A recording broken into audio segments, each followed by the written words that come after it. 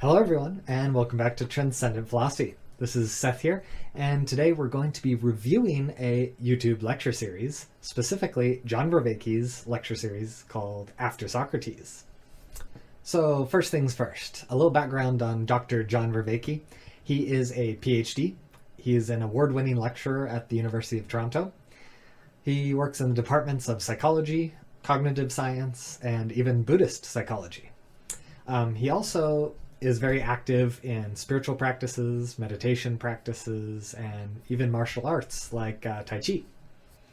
One of the things that John Vervaeke is passionate about is what he calls the meaning crisis. And he's put up a YouTube series titled The Meaning Crisis, where he delves into his thoughts on how psychology and philosophy and cognitive science all kind of intertwine on the meaning issue. And so a summary of his lecture series on the meaning crisis, he says, "We are in the midst of a mental health crisis. There are increases in anxiety disorders, depression, despair, and suicide rates are going up in North America, parts of Europe, and other parts of the world. This mental health crisis is itself due to and engaged with crises in the environment and in the political system, and those in turn are enmeshed within a deeper cultural historical crisis that I call the meaning crisis. It is more and more pervasive throughout our lives, and there's a sense of drowning in this old ocean of bullshit. And we have to understand, why is this the case, and what can we do about it?" John Vervaeke continues, "Today there is an increase of people feeling very disconnected from themselves, from each other, and from the world, and from a viable and foreseeable future. Let's discuss this. Let's work on it together. Let's rationally reflect on it. Getting out of this problem is going to be tremendously difficult. It's going to require significant transformations in our cognition, in our culture, in our communities. And in order to move forward in such a difficult manner, we have to reach more deeply into our past to salvage the resources we can for such an amazing challenge. I'll be talking with a lot of people who have spoken in ways that will provide us the resources we need. We'll talk about ancient figures like Socrates and Plato and Aristotle and Jesus of Nazareth and Siddhartha Gautama and Buddha. And we'll talk about modern pivotal figures. We'll talk about people like Carl Jung. We'll talk about people like Nietzsche. And we'll talk about Heidegger. I want to bring all of this together into a coherent and clear fashion so that together we can discover how to awaken from the meaning crisis." Okay, so John's description of what his goals for the meaning crisis are, it kind of puts you in the frame of mind of how he's oriented, right? And so his next series, the After Socrates series, he kind of builds out a bigger vision. And it seems like these two series are connected, as in, I think his After Socrates series is largely an answer to the meaning crisis.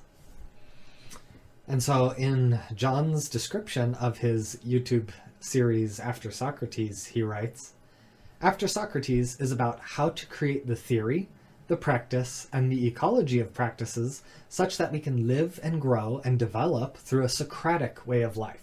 The core argument is the combination of the theoretical framework and the pedagogical program of practices can properly conduct us into the Socratic way of life. We believe that the Socratic way of life is what is most needed today because it is the one that can most help us cultivate wisdom in a way that is simultaneously respectful to spiritual tradition and respectful to current scientific work." So it seems like Vervaeke's goals with this After Socrates series are, he wants to help solve the meaning crisis, he wants to help cultivate wisdom, he wants to synthesize spirituality with science, and combat bullshit respectfully. Pretty ambitious, but pretty helpful if he can accomplish it. And the solution is he wants to build a framework, which is a system of ideas. He wants to build practices, which are things that we can implement in our life, an ecology of actionable items. And he wants to build educational materials to help bring people on board. Now, if you've followed my work elsewhere, you might know that my project with Transcendent Philosophy is very close in alignment with John Vervaeke's project here. So I've been very impressed and inspired and motivated to try to see if Vervaeke has some of the answers that we're looking for, right? With Transcendent Philosophy, I'm largely thinking about this big picture perspective, which is, well, it's kind of like we've got a unity problem at multiple layers of analysis, right? We've got a global issue, whereas all these different nations are not unified when it comes to global issues, whatever it be, from nuclear disarmament to free speech versus privacy and censorship, or whether it's dangerous things like virus research, genetic engineering, AI. There's a vast number of global issues that we really need to be unified on in order to address properly, but we're not unified. And the antithesis of unity could be something like a World War III. And so there's this huge gap between the worst possible future and the best possible future that is everything's hanging in the balance between this like global unity or disunity. But I tend to think that this global unity or disunity is based on lower layers of analysis, right? All of these upper phenomena are symptoms of lower phenomena. They emerge from the lower phenomena. And what are the lower phenomena? Disunity at multiple layers of analysis. Global disunity is because of national disunity, which is ideological disunity, which is group disunity, which is individual disunity. We've got conflict all the way down, and so we're never going to get harmony at the top if we don't know how to get harmony down below.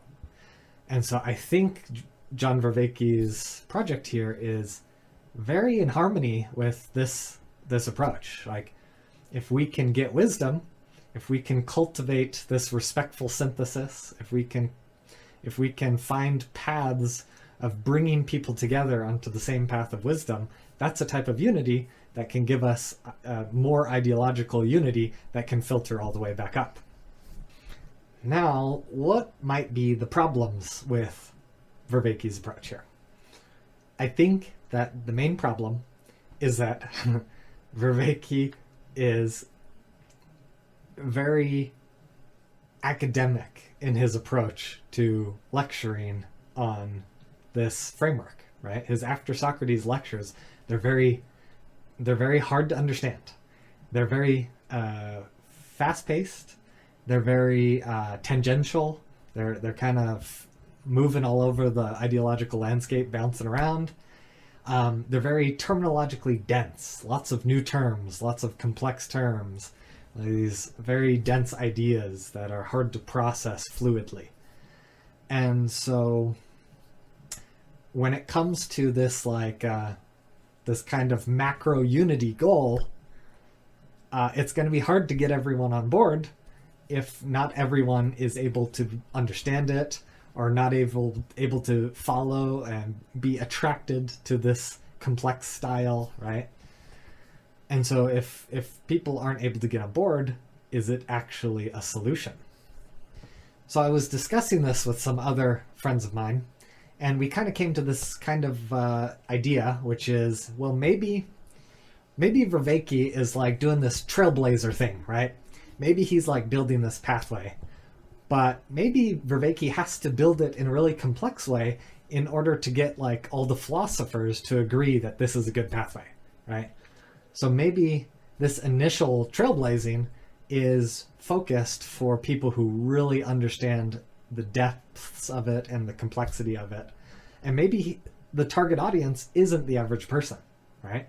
Maybe you need to get philosophic unity first, and then the philosophers will teach everyone else in a simpler fashion.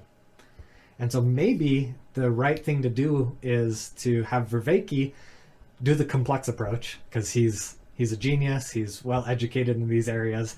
He can build the complex pedagogical approach, and then maybe some lower level philosophers like me, maybe we can try to break it down and simplify it into something that people at our level might relate to a little bit more.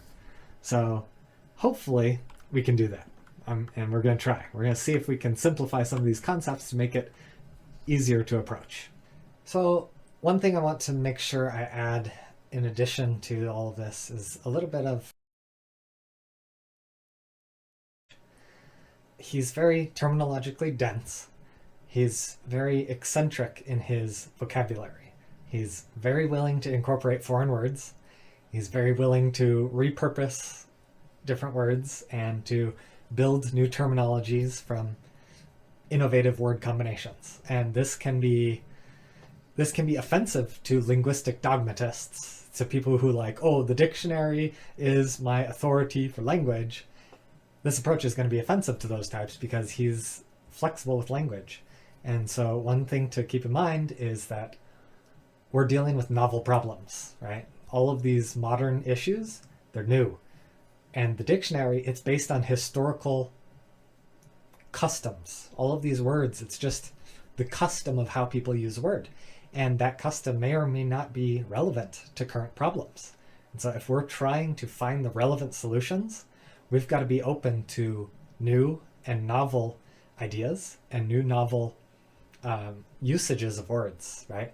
Words evolve in order to help us. Words are like tools. We need to think about words in a more flexible way. I think Vervaeke is correct to be flexible with language, because I think but we need to be ready for that, and we need to appreciate that, and I think we need to put the effort into seeing if these words are useful evolutions, right?